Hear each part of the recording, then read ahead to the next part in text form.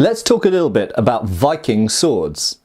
Hi there, my name's Matt East and I'm a former archaeologist, and also I've spent the last pretty much 20 years working on historical combat techniques from documented sources, primarily from fencing treatises. I have also studied, collected antique weapons and studied the archaeology of warfare for all of my adult life. So why am I here talking about Viking swords? Well, there's a lot of misconceptions about Viking swords. First of all, there's the idea that they're crude.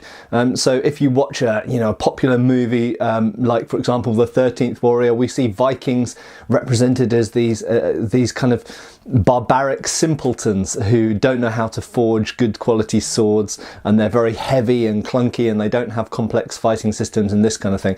And this is completely a myth.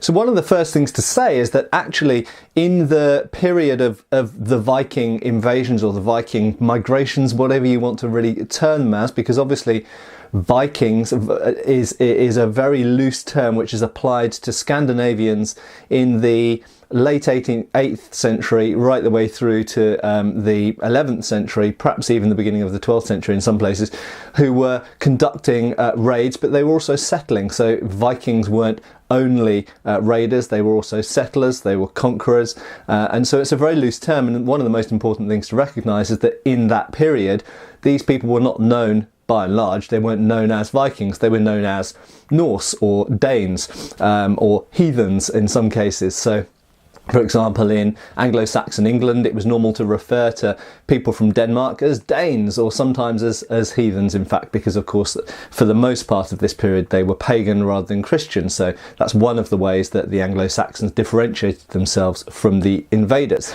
But these Scandinavians had very developed blade making technology, but they also imported blades from places like the Rhineland in Germany as well. And so in fact, if we look at swords, surviving swords of this type, this is obviously a replica that I'm holding, but it's a good quality replica, a good analogue based on a sword that was found in Ireland, dating to the 9th century. But they had access to the same blades as the rest of Europe at that time, and in actual fact we find that blades, if we compare them to blades from all over the world, if we compare them to blades from North Africa or the Arabic speaking countries or Persia or India, we find that the blades actually from Northern Europe, England, France, Germany, Scandinavia, were in fact very good quality and by global standards. In some cases, the famous Ulfbert swords that were popular in this period, they were pretty much the apex of blade technology in Europe at that time, and they used a type of crucible steel which may indeed have originated in India and been traded across through the trade routes, Silk Road and such like trade routes, into Europe and then forged into swords once in Europe. But quite aside from the Ulfbert swords as well, we have pattern welded swords in the so-called migration period, so earlier than the Viking period. And by the time we get to the Viking era, the time of the so-called Viking raids and invasions, we find that the steel technology had got so good in Europe that in many cases they didn't need to use pattern welding, sometimes known these days as Damascus.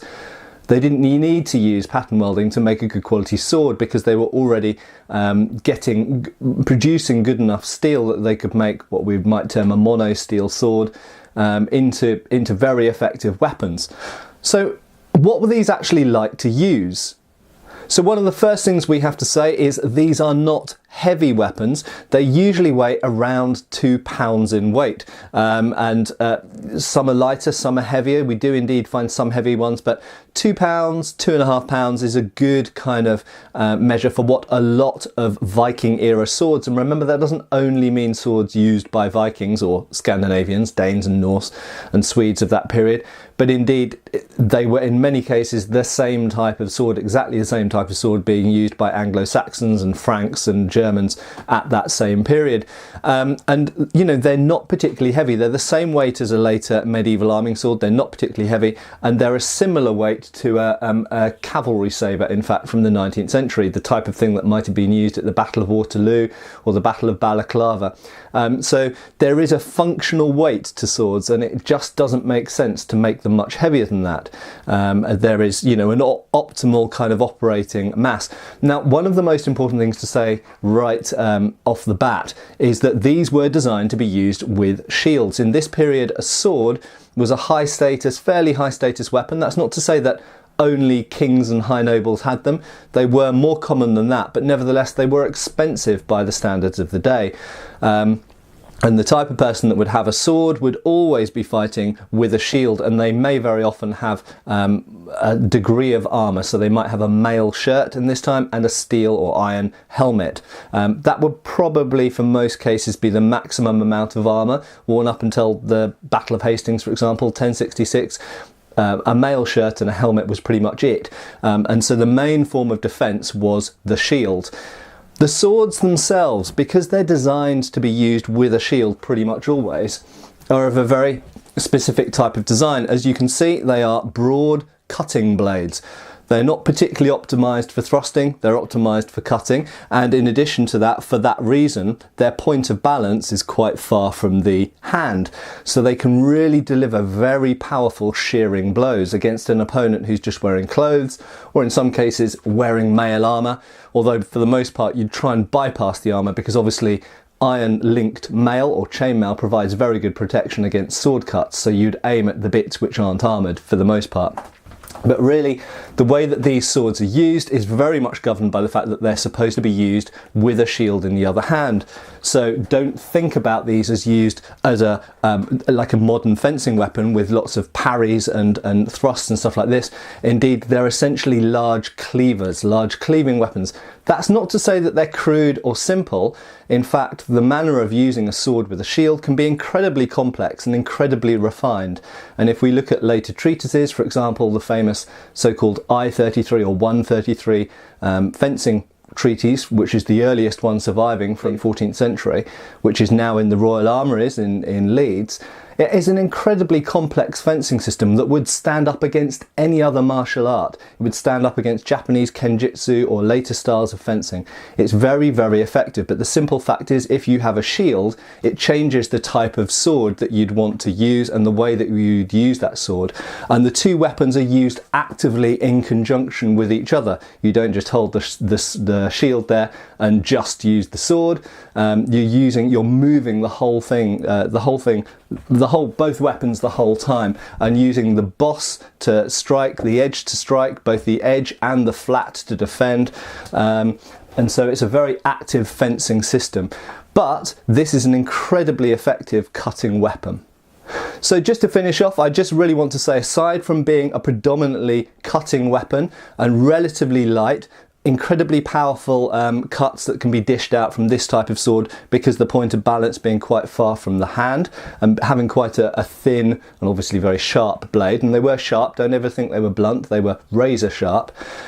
But the other thing I want to say is one of the things which often gets recreated incorrectly in replicas and indeed in movies and stuff is the length of the grip. And one of the peculiar things of swords of the Viking era is that the grips are really short. What do I mean by short? We're talking about 7 to 10 centimeters long.